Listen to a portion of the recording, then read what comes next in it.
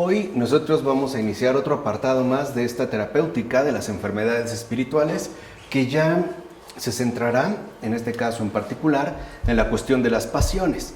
Recordarán que la ocasión anterior nosotros ya terminamos de abordar la patología del hombre caído. Ahora lo iremos pues como focalizando de una manera mucho más precisa en torno precisamente a las pasiones. En tanto las pasiones, como lo indica el subtítulo, son enfermedades espirituales, ¿no? Ese sería pues como el primer gran significado que deberíamos de reconocer al hablar en este contexto en particular de pasiones, o sea, las pasiones como enfermedades espirituales. Y para entender, digamos ya de manera cabal, a qué es a lo que nos estamos refiriendo, podemos decir que al apartar de Dios las diferentes facultades de su alma y de su cuerpo, que de hecho ya vimos en la patología del hombre caído, y orientarlas hacia la realidad sensible con el fin de buscar únicamente en ella el placer, el ser humano favorece que nazcan en él las pasiones, que también son llamadas vicios. Entonces aquí vemos cómo las pasiones surgen en base a dos circunstancias. Primero, el hecho de que todas nuestras facultades de alma y de cuerpo se apartan de Dios. Y dos, que al quedar apartadas de Dios, se orientan hacia la realidad sensible para obtener únicamente placer. De tal manera que esta desorientación y esta separación con respecto de Dios es lo que favorece que nazcan en nosotros las pasiones, que dentro de la terminología patrística también serán llamadas vicios. Ahora, estas, ¿no?, las pasiones, son absolutamente ajenas, de ningún modo propias de la naturaleza de nuestra alma, como lo afirma Sanicetas Stétatos. Las pasiones, bajo esta significación particular, no tienen nada que ver con la naturaleza originaria de nuestra alma, sino que resultan ser algo por completo ajeno. Ciertamente, las pasiones vicios entraron en el alma después, de modo que no es justo decir que son propias de esta. O sea, el alma en su estado normal, o sea, en su estado de salud original, ya sea antes del pecado o bien de acuerdo a la restauración producida por Cristo, no tiene pasiones. Ahorita iremos viendo cómo hay también una clasificación muy particular de cada una de ellas. De hecho, cuando el alma se halla en su estado natural, no entiéndase también saludable, conduce su vida hacia lo alto, o sea, hacia las realidades espirituales y en último término hacia Dios. Pero cuando el alma está fuera de su naturaleza, o sea, cuando está afectada por las pasiones, que nosotros también dijimos vicios, se encuentra como volteada hacia abajo. Hay una inversión, hay una decadencia, ¿no? Aquí también se manifiesta este efecto de caída que se produce a través de las pasiones y que nos conduce a terminar arrastrándonos por el suelo. De tal manera entonces que el alma libre de pasiones está orientada y dirigida hacia lo alto. Pero cuando está afectada por las pasiones, entonces se invierte, digamos, su referencia y ahora se encontrará como volteada hacia abajo, ¿no?, arrastrándose en el suelo. Las pasiones, entonces, son producto del ser humano y eso hay que también entenderlo muy bien. Esto es, las pasiones son resultado de su invención trastornada a causa del pecado transgresor. No es algo propio de nosotros.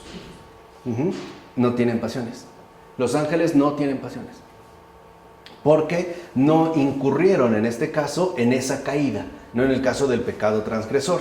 Por eso va a decir San Macario lo siguiente: debido a la desobediencia del primer hombre, recibimos en nosotros un elemento ajeno a nuestra naturaleza, la malicia de las pasiones. Y esta malicia pasa a ser una costumbre y una predisposición.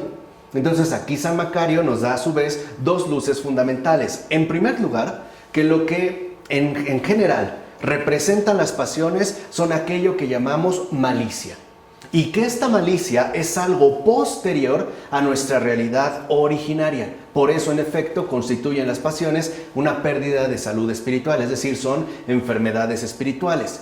Y esta malicia, una vez que ha ingresado dentro de nuestra naturaleza, se transforma en una costumbre. algo que nosotros pues convertimos en una especie de repetición ya dada. Y además también la malicia pasará a convertirse en una predisposición. No es que seamos malos, sino que sí estamos predispuestos a la malicia, precisamente debido a las pasiones. ¿Se entiende? Así es pues como se irá desarrollando. Por tanto, las pasiones constituyen la caída fuera de la perfección. Es decir, lo que realmente entonces constituyen las pasiones es la imperfección real que experimentamos en nuestra situación humanamente caída. Por eso, en todo caso, puede decirse que las pasiones son consecuencia de un mal uso del libre albedrío del ser humano, en tanto fruto de su voluntad personal que de hecho se ha disociado de su voluntad natural acorde con Dios, ¿no? Es algo que se eligió libremente. En tanto, ya habíamos hablado también de la patología de nuestro libre albedrío.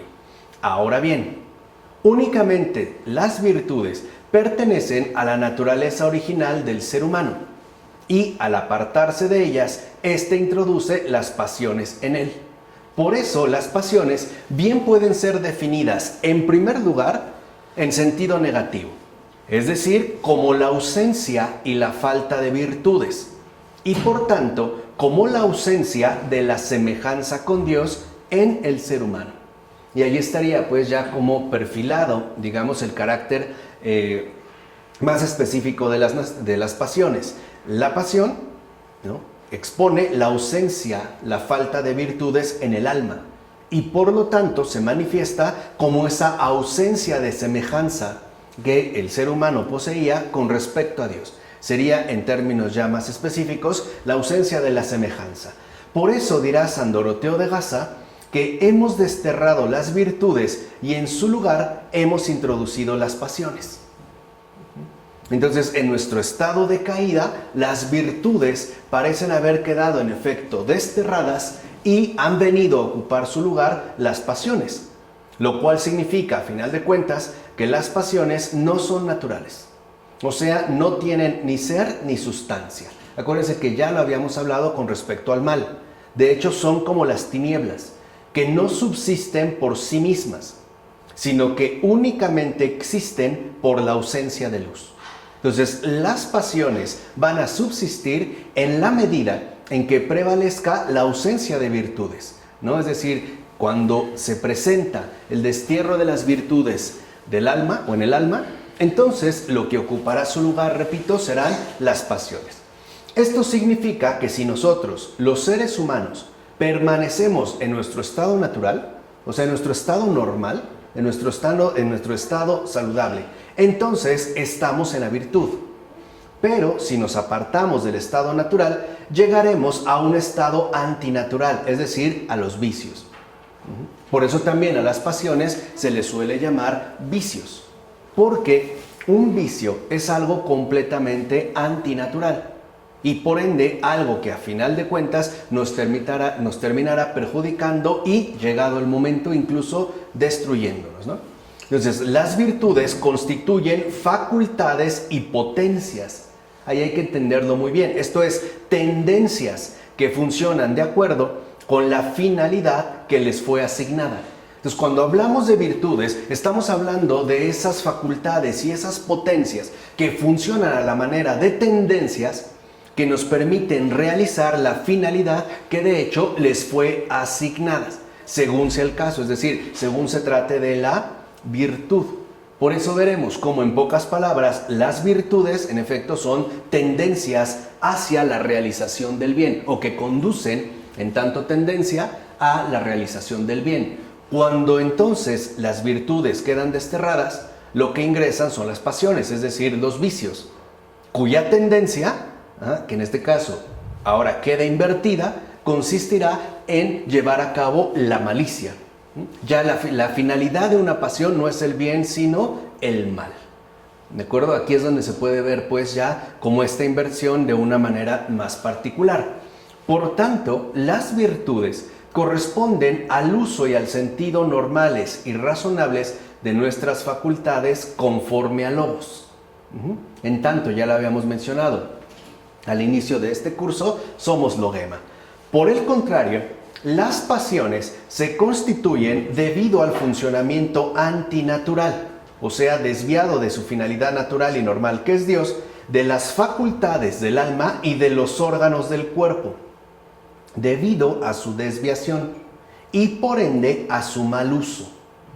Entonces, las pasiones, a su vez, son el resultado del mal uso que se hace tanto de las facultades del alma como de los propios órganos del cuerpo.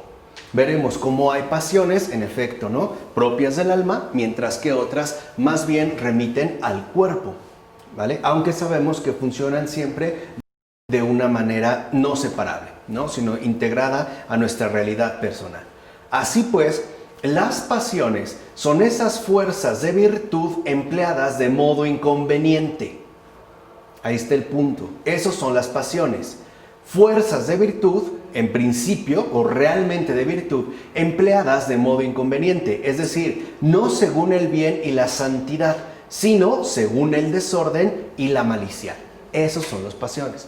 Siguen siendo fuerzas, siguen siendo potencias, pero ahora la tendencia ya no es hacia el bien y la santidad, sino que ahora se enfocan, e incluso podemos decir, ¿no?, se concentran de lleno en el desorden y la malicia. Por eso San Basilio el Grande explicará que la definición del vicio es el uso malo y contrario de las facultades que Dios nos ha dado para el bien. Ese es el vicio. El uso malo y contrario de las facultades que Dios nos ha dado para el bien. Ahí es cuando aparecen entonces estos vicios, que como dijimos, los padres suelen llamar en términos mucho más específicos, pasiones.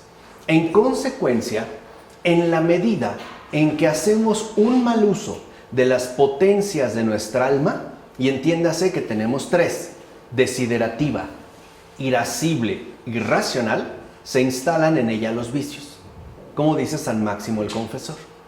¿Qué es desiderativa? Cuando nosotros estamos en el ámbito de los deseos.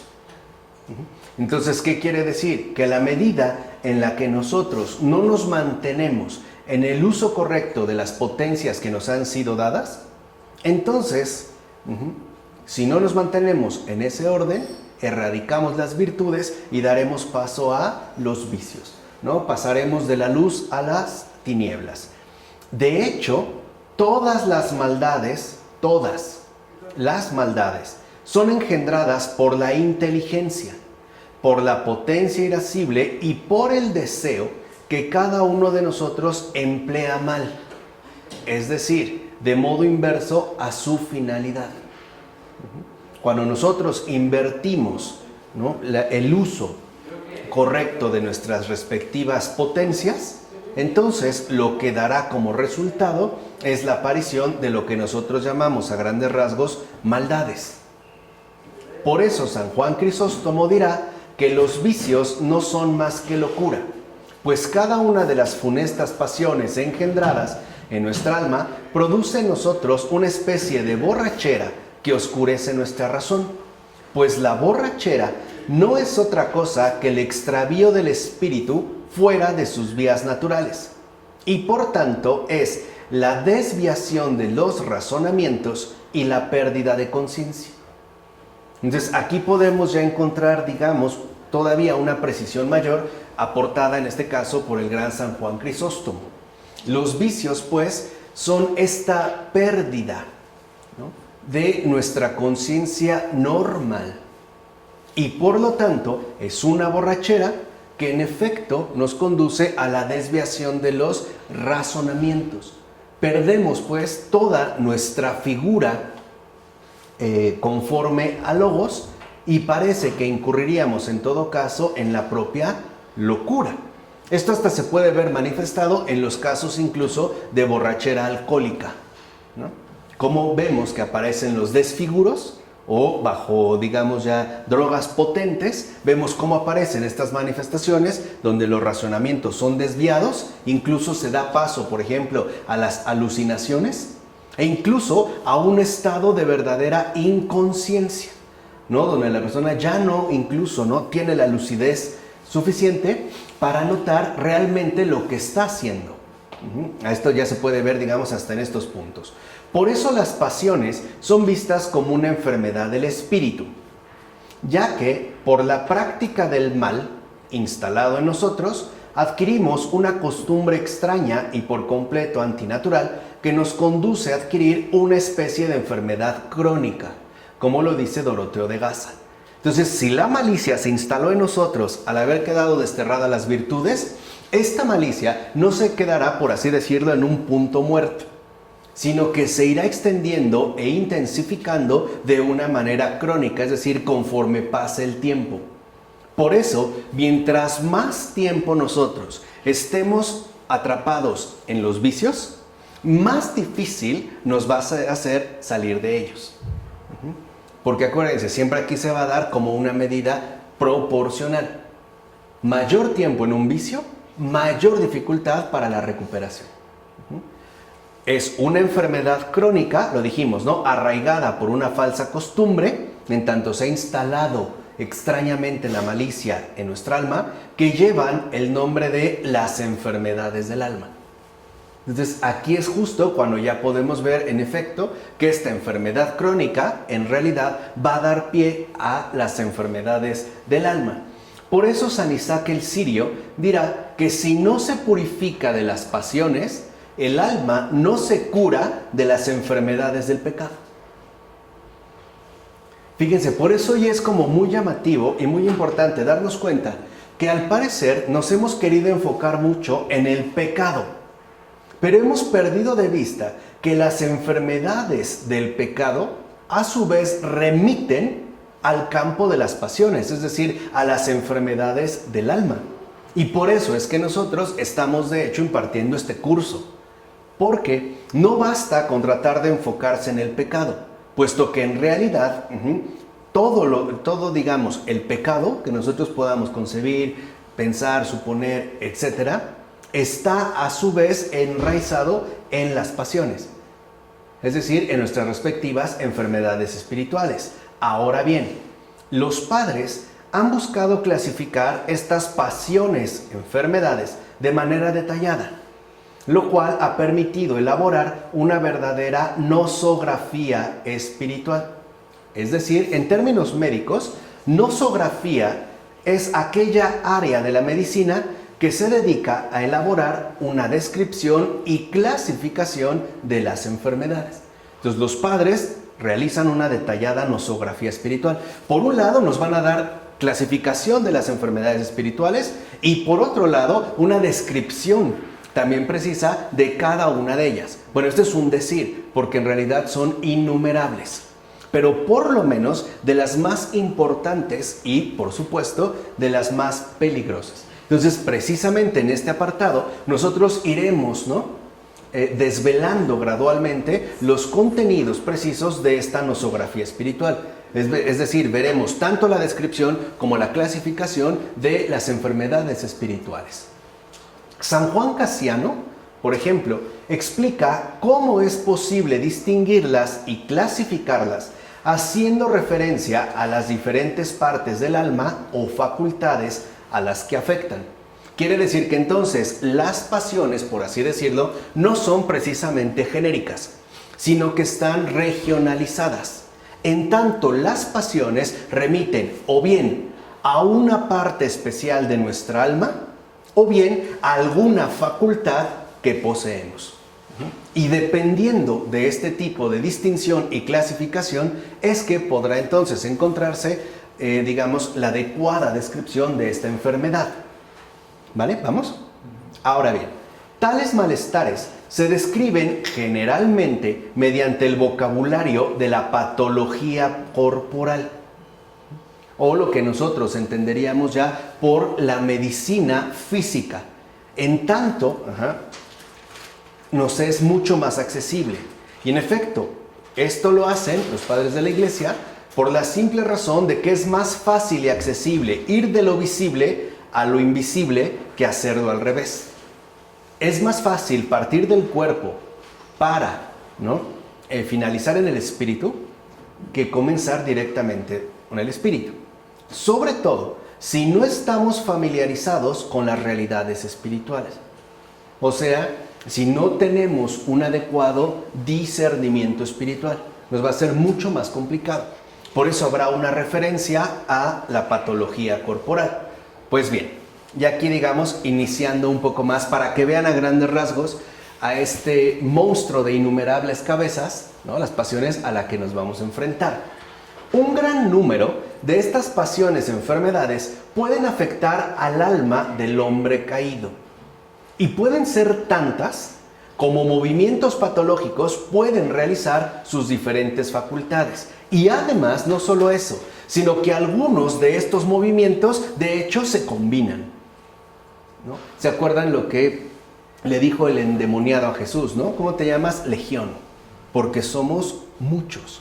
Bueno, aquí se ve esta multiplicidad que va a remitir a los movimientos patológicos que puede realizar cada una de nuestras facultades, cada una de nuestras partes del alma y además la combinación en muchas de ellas. Por eso San Juan Casiano nos ofrecerá una clasificación general. Es la primera por la que vamos a empezar, la que nos ofrece San Juan Casiano. Una de clasificación general que de hecho permite ilustrar, nada más ilustrar, tales patologías. Fíjense, dice San Juan Casiano, cuando la peste viciosa, ¿no? La pasión, infecta la parte racional. Vean, solo estamos hablando en este caso de la parte racional, lo que tiene que ver con nuestra inteligencia.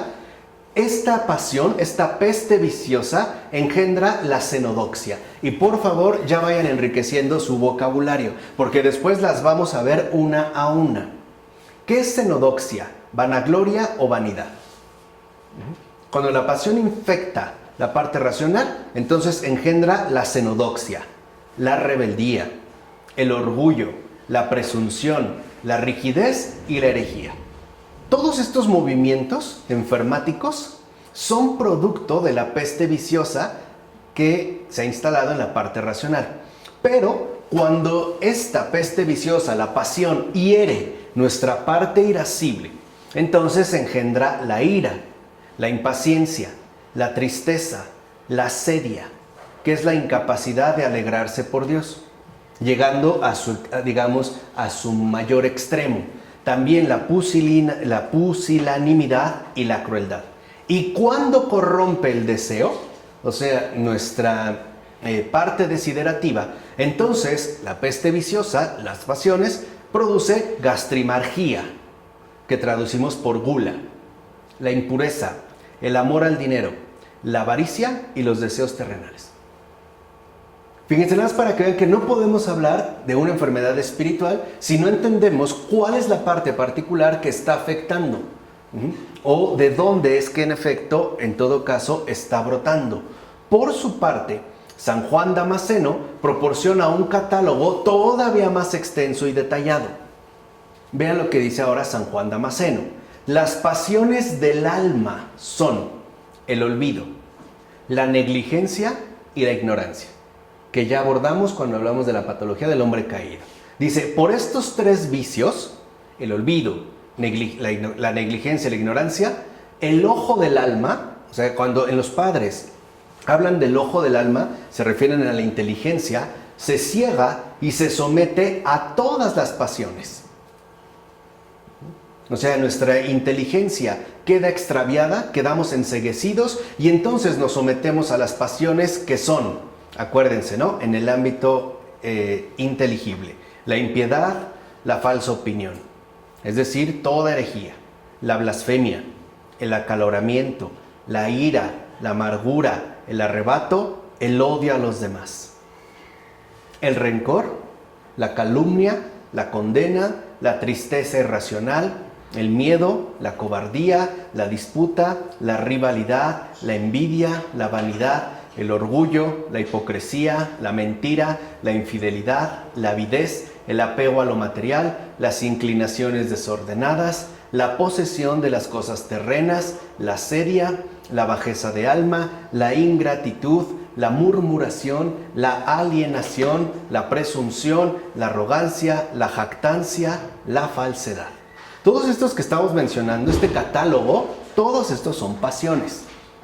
Todos. Y además, el apego al poder, el deseo de agradar a los demás, la astucia, la impudicia, la insensibilidad, la adulación, el disimulo, la doblez, el consentimiento al pecado, el extravío de los pensamientos, la filautía, el amor al dinero, la malignidad y la maldad. Esto solo en el alma. Y estamos hablando de las más generales. De aquí hay múltiples combinaciones entre unas y otras. Ahora, pero el cuerpo también tiene sus propias pasiones, que además también se mezclan con las pasiones del alma y con las respectivas combinaciones que pueden darse entre ambos. Por eso son legión, ¿vale? Fíjense, en el cuerpo son la gula, la glotonería, la embriaguez, la lujuria, el adulterio, el impudor, la impureza, el mero disfrute, la corrupción de niños, las malas codicias y todas las pasiones antinaturales como el robo, el sacrilegio, el vandalismo, el asesinato y toda licencia para reforzar aún más el placer del cuerpo, los oráculos, los sortilegios, los augurios, el amor a los adornos, la frivolidad, la indolencia, la ociosidad condenable, las puras distracciones, los juegos de azar y todos los placeres del mundo. Ese es en el caso del cuerpo. Y además, podríamos añadir una clasificación de las pasiones en otras 3 categorías. Un poco para que vean entonces, ¿no?, al monstruo al que nos enfrentamos. Además de ello, podríamos hablar entonces de las pasiones en otras 3 categorías. Primero, las que se derivan de la búsqueda de placer. Ahí tenemos otra categoría, las pasiones que se van a derivar de la búsqueda de placer. Segundo, las que provienen de la evitación del sufrimiento, que son diferentes. Ahí también en la evitación, cuando evitamos el sufrimiento, también aparecen otras pasiones. Y finalmente, en tercer lugar, las que surgen de la conjunción de estas 2 tendencias. Porque en efecto, para poder obtener el placer y evitar el sufrimiento, el ser humano inventa múltiples e innumerables pasiones corruptoras. Ya vimos el gran catálogo que hay. Por ejemplo, si el amor a uno mismo se cultiva por el placer, se suscita entonces la gula, el orgullo, la vanidad, la presunción, la avaricia, la tiranía, la avidez, la arrogancia, la ostentación, la crueldad, la ira, el sentimiento de superioridad, el desprecio de los demás, la injuria, la impiedad, el desenfreno, la frivolidad, la jactancia, la indolencia, el insulto, el ultraje, la impertinencia y la obscenidad. Esto es si nosotros nos afanamos solamente en la obtención de placer. Esto brota.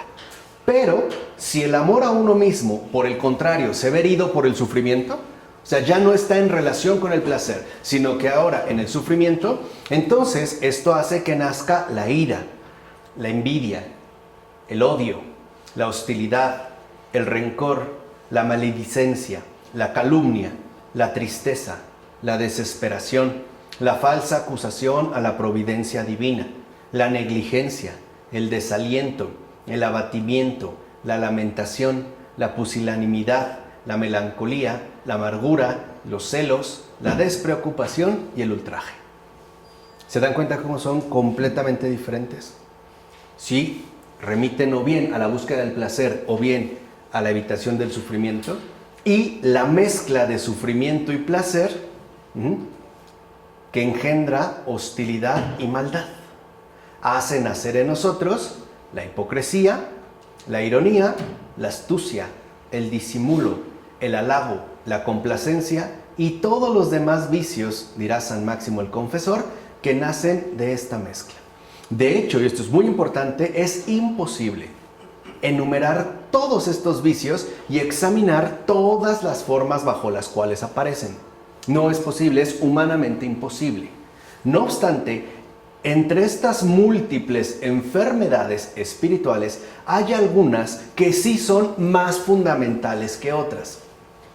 Esto significa que estas enfermedades más fundamentales que otras, de alguna manera, contienen todas las demás.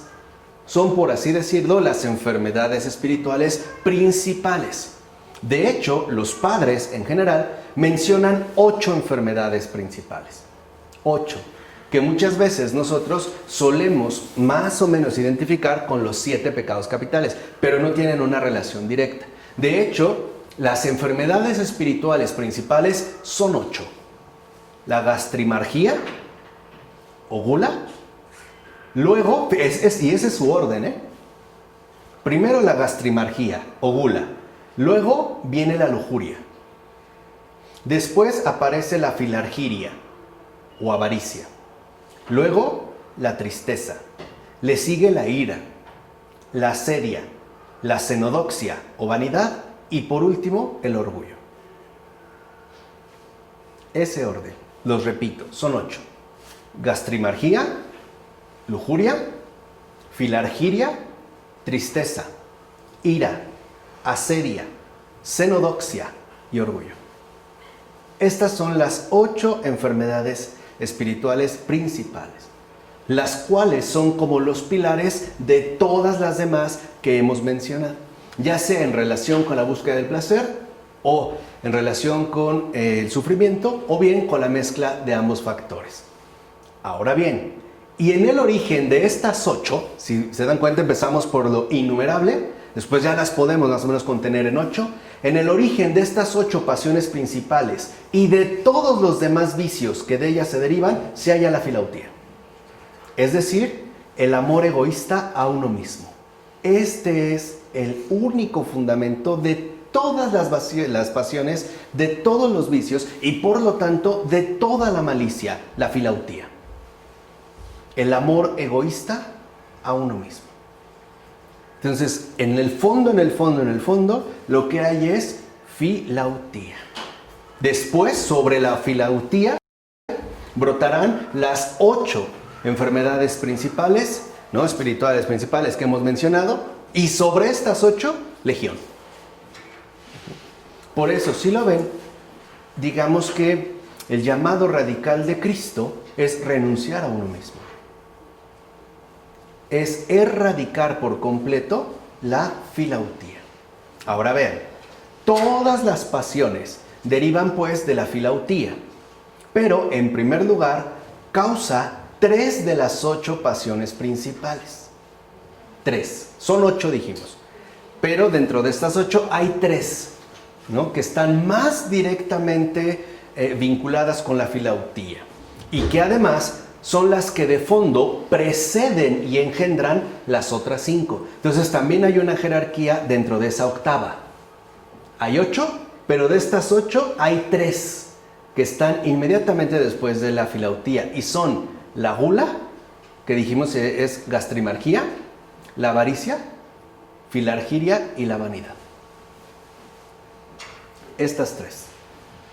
Entonces filautía, después estas 3, después las 5, las 8 y después legión.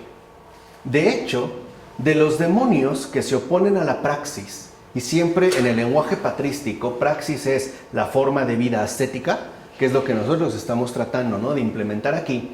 Los primeros que nos hacen la guerra son aquellos que se encargan de los apetitos de gastrimargía, los que suscitan la filargiria y los que invitan a la gloria humana. Todos los demás vienen después. Estos son los 3 iniciadores, lo dice Bagrio Póntico. Por eso, de hecho, el diablo insinúa estas 3 pasiones al Salvador. Primero, en el caso de la gastrimargía, cuando sabemos que, ¿no?, lo tienta para que convierta las piedras en panes. Después, dentro de la gloria humana, cuando le sugiere que se arroje desde lo alto del pináculo, ¿no?, para hacer un gran espectáculo.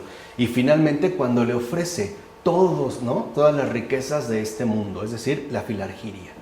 Por eso no es casual que Jesús también se dejara tentar para poner al descubierto cuáles son los 3 encabezadores que va a utilizar el demonio para llevarnos justamente hacia el pecado. Primero, entonces lo dijimos, invitándole a transformar las piedras en pan. Fíjense, ¿por dónde empezó? Por la gula.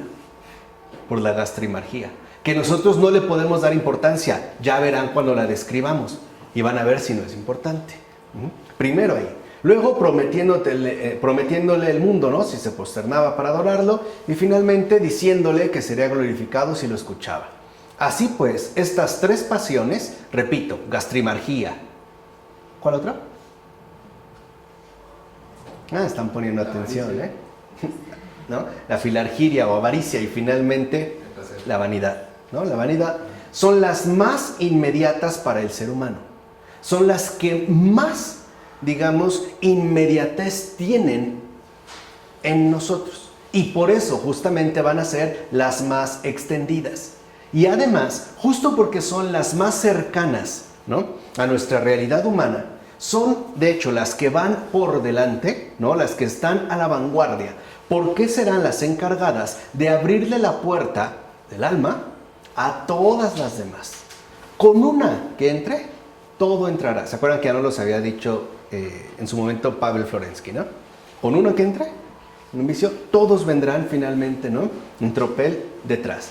Es más, fíjense, ningún ser humano cae bajo el poder de un demonio si primero no ha sido herido por estos tres jefes de vanguardia, como dice Evagrio Póntico.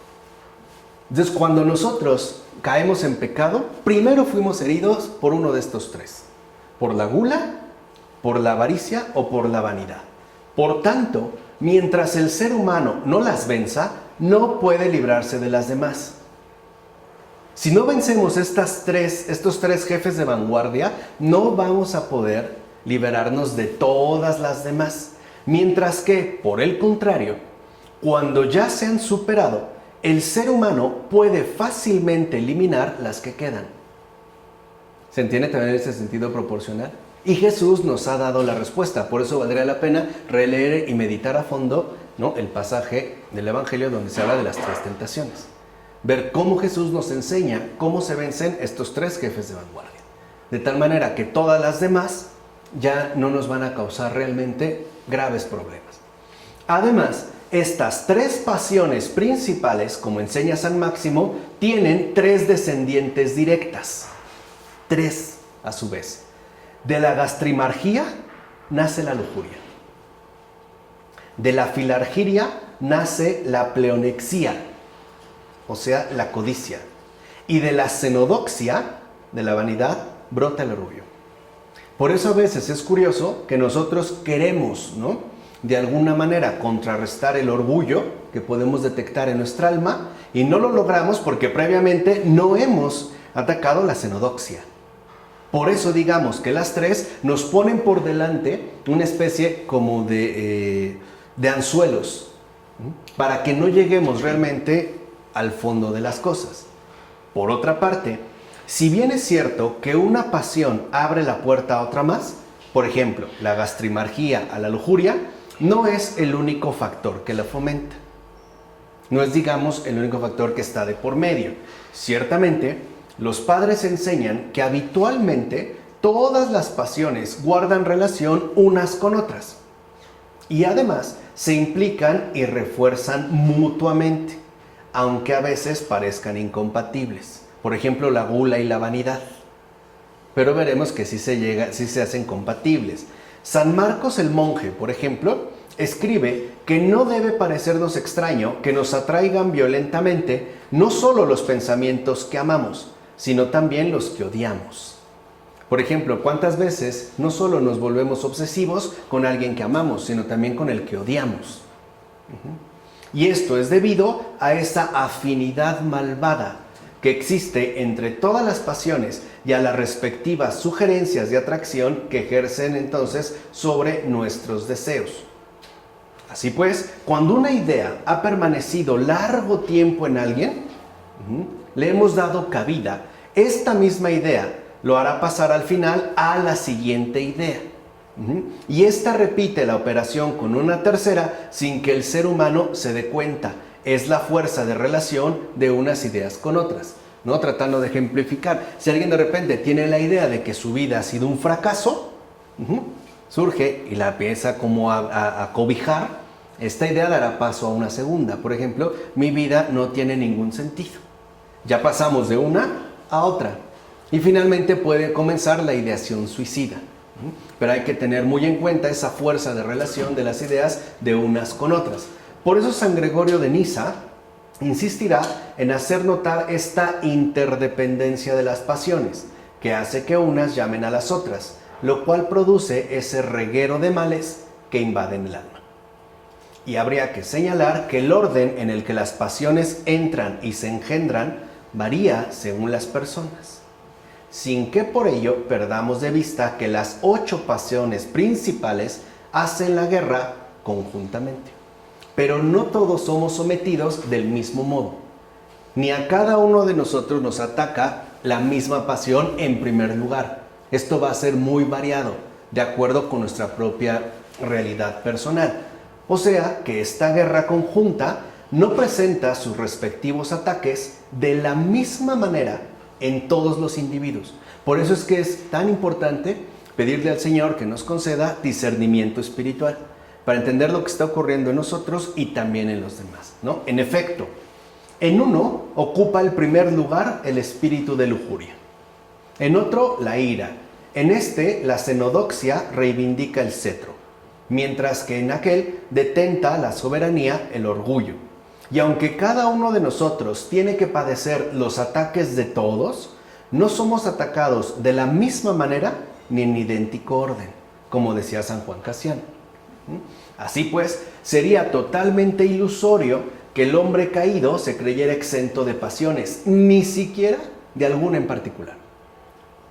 Todos tenemos todas. Todos tenemos todas. Ese es el peso de nuestra condición caída. En efecto, vean, si parece que determinada pasión no está en nosotros, no sé, la gula o la lujuria, por mencionar una, ¿no?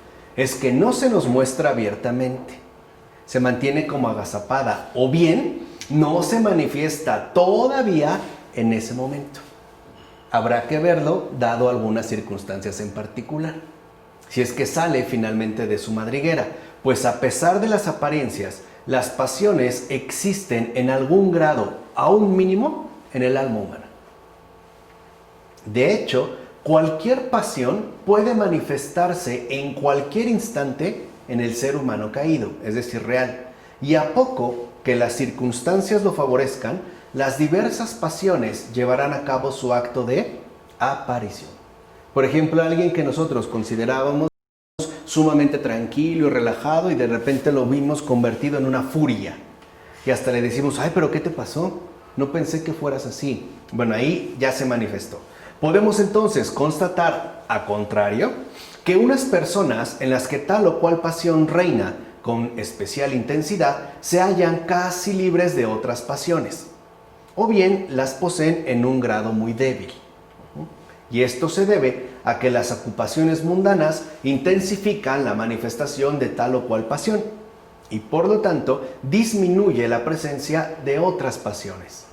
Sin embargo, esto es solo provisional, ya que puede observarse que esas otras pasiones, que por el momento simplemente están debilitadas, reaparecen en cuanto se abandona esa actividad particular. San Juan Clímaco ofrece un testimonio de este proceso. Vean lo que dijo San Juan Clímaco. Yo he visto que mucha gente que vivía en el mundo escapaba de la tiranía de los deseos carnales debido simplemente a los cuidados, las preocupaciones y conversaciones que dedicaba a sus asuntos terrenales. Pero una vez que entraron en la vida monástica y quedaron libres de toda preocupación, se dejaron corromper por el ardor del cuerpo. En cuanto cambió la circunstancia, de inmediato brotaron o se manifestaron esas pasiones que parecían o ausentes o por lo menos muy débiles, pero que a la menor, digamos, provocación, ¿no?, se manifestaron ya con toda su fuerza. Ahora bien, de las diferentes pasiones existentes, la xenodoxia y el orgullo son las que mayor capacidad tienen de hacer desaparecer otras pasiones. La xenodoxia, la vanidad y el orgullo. En algunos casos, por ejemplo, la xenodoxia aparece como enemiga de la gastrimargía, ¿no? Por ejemplo, por vanidad queremos tener una figura extremadamente esbelta. y por lo tanto pareciera que expulsamos la gastrimargia.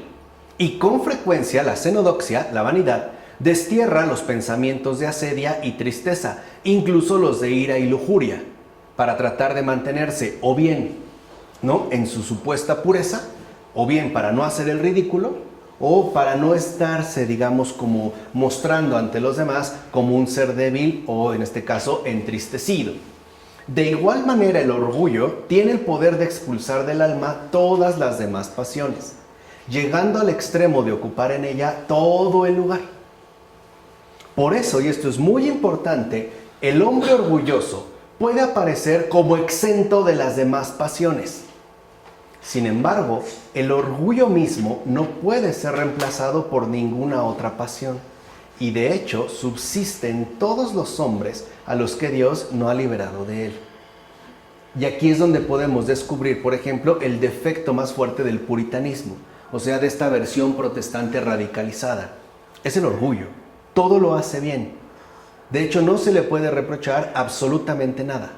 Es completamente correcto, ¿no? Es moralmente perfecto, es completamente responsable, no tiene ningún trato con los vicios, no le podemos encontrar, o al menos, ¿no?, detectar algún tipo de pasión en particular, pero es porque está lleno de orgullo.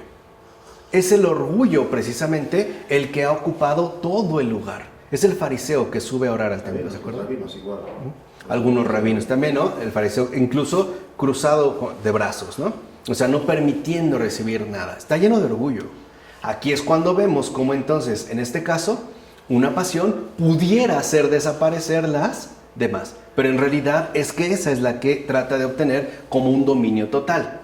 Entonces, el orgullo aparece claramente como el mayor de todos los males. Es decir, como el desorden más poderoso que puede albergar el alma humana. Y si se acuerdan, es el último en aparecer. ¿Se acuerdan? De las 8 es el último. Por eso el Señor también nos dijo, los primeros serán los últimos. ¿Y los últimos qué? Serán los primeros. El último es el orgullo. Pero ya una vez aparecido, buscará convertirse en el primero. Ahora bien, las pasiones son llamadas por los padres pensamientos, o bien pensamientos apasionados, pensamientos malignos, porque se manifiestan al ser humano ante todo como pensamientos, sean o no después traducidos en acto. Toda pasión primero tiene una expresión intelectual, adopta pues la forma de un pensamiento, aunque no necesariamente después se traduzca en actos. Es lo que Jesús dijo claramente: si un hombre ve a una mujer, ¿no?, y peca, ¿no?, con el pensamiento, ya ha cometido el pecado, aunque no lo realice. Si por ejemplo yo decidí matar a Claudio y ya planeé todo, pero llegado el momento se escapó, ese asesinato yo ya lo cometí, aunque en acto no lo haya realizado. ¿Por qué? Porque yo ya lo concebí en pensamiento y, de hecho, si hubiera podido, lo hubiera realizado. Pero en mí ya se cometió. Es más, San Máximo dirá que no pecaríamos nunca de acto si primero no pecáramos de pensamiento.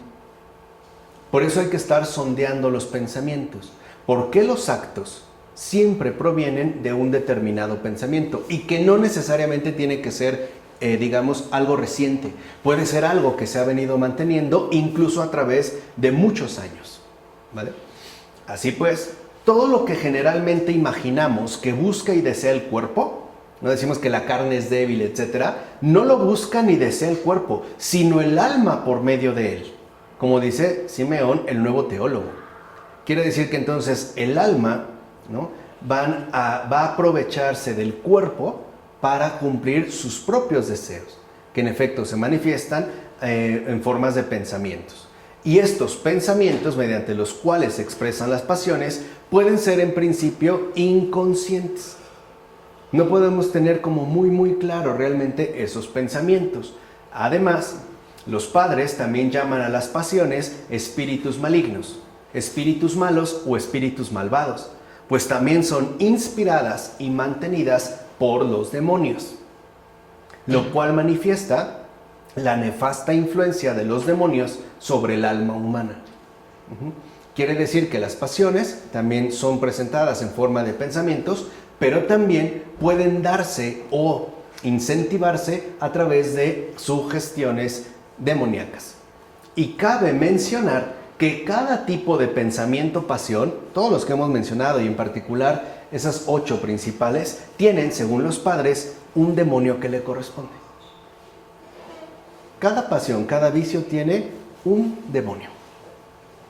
O si lo quieren ver de esta manera, un mal espíritu.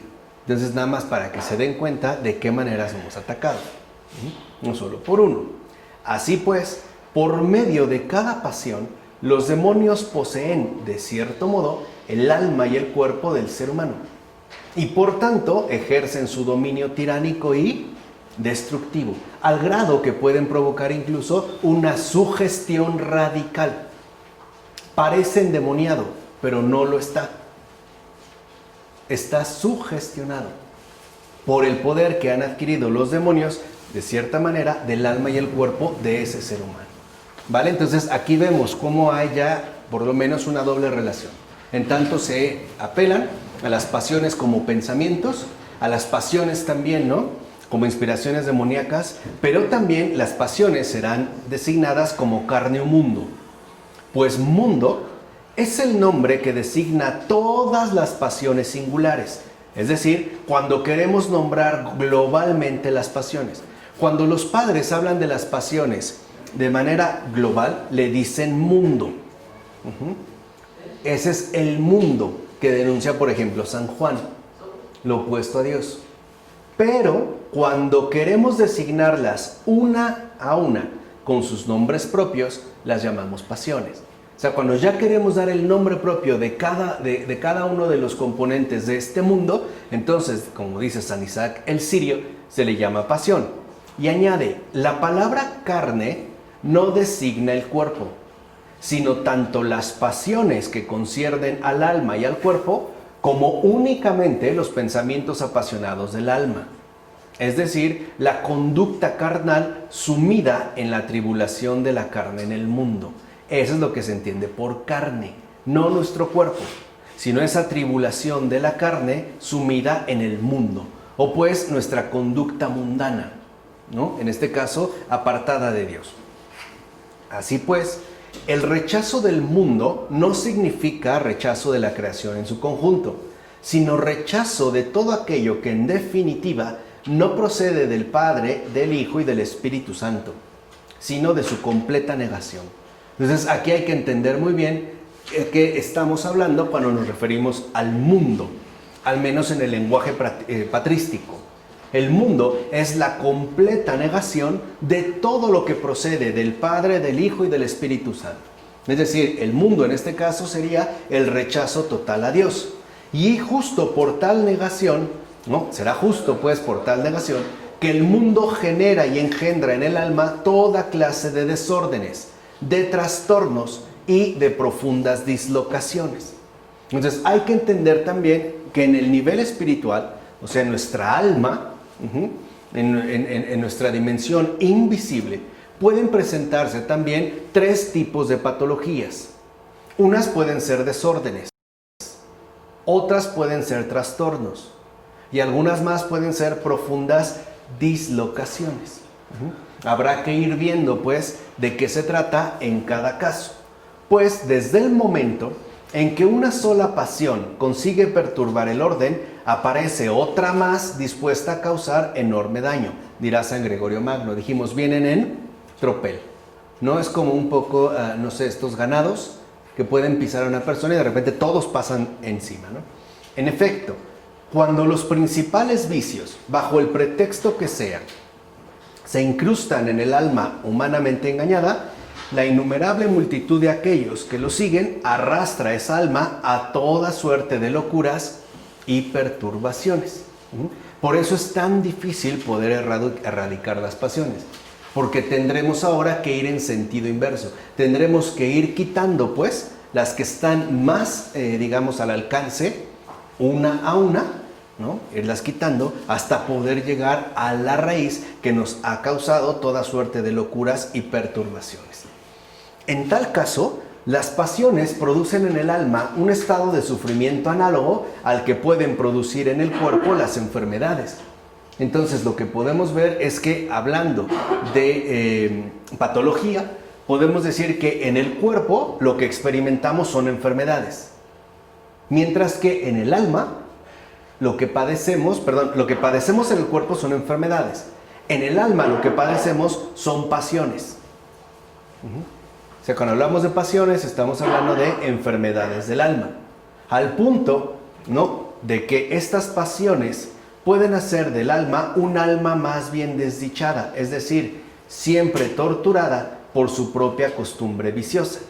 De hecho, San Juan Crisóstomo llegará a afirmar que sufre más el alma por los vicios que el cuerpo por las enfermedades. Y eso sí hay que tenerlo claro. Es mucho mayor el sufrimiento debido a las enfermedades del alma, a las pasiones del alma, que el sufrimiento que producen las enfermedades del cuerpo. Es muchísimo más intensa, en este caso, ¿no?, el padecimiento debido a las enfermedades del alma. Ahora bien, para curar al ser humano de las enfermedades que constituyen las pasiones, es decir, para finalmente liberarlo de la locura que éstas engendran y poder así aliviarlo de los sufrimientos que provocan, además de ayudarle a preservarlo de ellas, los padres reconocen que primero es indispensable conocerlas bien y a fondo. Quiere decir que tenemos primero que conocer perfectamente bien y a fondo a qué nos enfrentamos. Sacar como una radiografía, un ultrasonido HD, donde podamos captar hasta los más mínimos detalles. De otro modo, los padres están convencidos que nunca se puede alcanzar la curación definitiva. ¿Se entiende? O sea, si no se hace este trabajo a fondo de exploración, de reconocimiento y por lo tanto ya de conocimiento, no podremos alcanzar la curación definitiva. Pues si antes que otra cosa no hemos descrito las variadas formas de una enfermedad, y si no hemos determinado tanto su origen como sus causas, no podremos aplicar a los enfermos el tratamiento adecuado, ni podremos permitir a los sanos conservar la buena salud que han adquirido, como dijo San Juan Casiano. Y aquí es donde vemos uno de los graves problemas en la medicina contemporánea. Por un lado, no se han dedicado realmente a estudiar, es decir, a conocer a fondo las enfermedades que supuestamente buscan tratar, puesto que desconocen tanto su origen como sus causas. Y por ello, los tratamientos que supuestamente nos suelen recetar no son del todo acertados. Es más, algunos incluso, tratándose de un mismo malestar, los doctores nos pueden dar apreciaciones completamente diferentes. Uno te puede dar un diagnóstico y otro completamente distinto, ¿no? Y cuando a veces nos quieren ayudar, por ejemplo, a través de la medicación, sabemos que ciertamente obtendremos un alivio, ¿no?, a un determinado malestar en particular del cuerpo, pero quizá la repercusión que tenga será más bien negativa. O sea, mientras nos pueden ayudar en algo, nos perjudicarán en otra cosa. De tal forma entonces que es fundamental que reconocer que el primer paso de la terapéutica consiste en conocer la causa de la enfermedad. Podemos decir que en realidad, incluso en la realidad espiritual, sí hay como un orden particular de descripción. O sea, el primer paso para una recuperación, en este caso espiritual, es decir, de la terapéutica, va a consistir en que nosotros conozcamos perfectamente bien, en detalle y a fondo, la causa de la enfermedad. Ya no la enfermedad, sino la causa de esa enfermedad. O sea, tendremos pues que adentrarnos en las profundidades interiores de la naturaleza humana. Y cuando dicha causa haya sido encontrada, cuando encontremos esta causa, los enfermos recibirán de la providencia de Dios y de sus médicos espirituales el remedio eficaz, como dijo San Juan Clímaco. Además, el estudio minucioso de las causas y los orígenes de las pasiones posee por sí mismo un alto valor terapéutico. Fíjense, ya el simple estudio minucioso de las causas y de los orígenes de las pasiones ya posee por sí mismo un alto valor terapéutico. En efecto, el reconocimiento en uno mismo de las enfermedades estudiadas, cuando uno dice, creo que este sí lo tengo yo, porque verán que aquí no habrá para dónde moverse, es como una transparencia, y uno se sentirá o no afín o cercano a lo que aquí vayamos describiendo. Ya este reconocimiento es un proceso de curación efectiva. Hoy le llamamos en gran medida aceptación, ¿no? Por ejemplo, en AA se habla mucho, ¿no?, de la aceptación del fracaso o de la derrota. Pero este reconocimiento en uno mismo, pues ya de las enfermedades estudiadas, ya da inicio a un proceso de curación efectiva. Pues a pesar de que no se conozcan todavía con toda claridad los remedios adecuados a tales enfermedades, la simple exposición de las causas que lo provocan debilita en gran medida su influencia y poderío. Entonces, fíjense, aún cuando no hayamos llegado a los remedios adecuados, la simple descripción de las causas, el hecho de sacar a la luz, ¿no?, la causa de las pasiones que nos aquejan, ya la debilita enormemente. ¿Por qué? Porque una vez que ha quedado exhibida, la pasión sabe, por decirlo de alguna manera, que ya está a punto de ser vencida. Uno no puede vencer lo que no conoce. Pero una vez que lo conoces y bien, y a fondo, es decir, con ayuda de estos médicos espirituales, o sea, los padres de la iglesia, entonces las pasiones prácticamente están abocadas a su inevitable fracaso. Así pues, la descripción minuciosa y metódica de las pasiones que los padres llevan a cabo constituye una verdadera nosología, ya dijimos, ¿no?, una clasificación y descripción de las enfermedades, y también una semiología médica. O sea, no solo nos dan la descripción y la clasificación de las enfermedades, sino que también nos exponen sus respectivos comportamientos. Razón por la cual la terapéutica se inicia con la descripción de las enfermedades espirituales, justamente para que el ser humano pueda situar, conocer y comprender los movimientos profundos de su alma. Para eso, o sea, toda esta, digamos, descriptiva que nosotros estaremos realizando tiene como propósito el hecho de que podamos situar, o sea, ubicar bien dónde se encuentra nuestro malestar, además de ubicarlo, conocerlo, y también entonces comprender los movimientos, es decir, el comportamiento que la pasión realiza, y de modo especial que esta pasión realiza en mi propia alma. ¿De qué manera es, pues, que, digamos, están operando las pasiones en mí? Y al adquirir esta significación profunda de sus malestares, asimismo podrá tomar ya distancia frente a los males, que o bien ya lo afectan, que es, digamos, lo más usual, o bien amenazan con alcanzarlo. De tal manera que no solo podemos hablar de una terapéutica remedial, sino también preventiva. ¿Se entiende? O sea, no solo se trata de ya, ¿no?, curar las enfermedades, sino también de prevenir, quizá aquellas que ya nos están acechando muy de cerca. Es decir, la descripción precisa de las enfermedades le permite al ser humano dejar de estar ya determinados ciegamente por unos mecanismos que en efecto ignoran, pero que a final de cuentas le perturban y le hacen sufrir. Es traer a la luz lo que quiere permanecer oculto.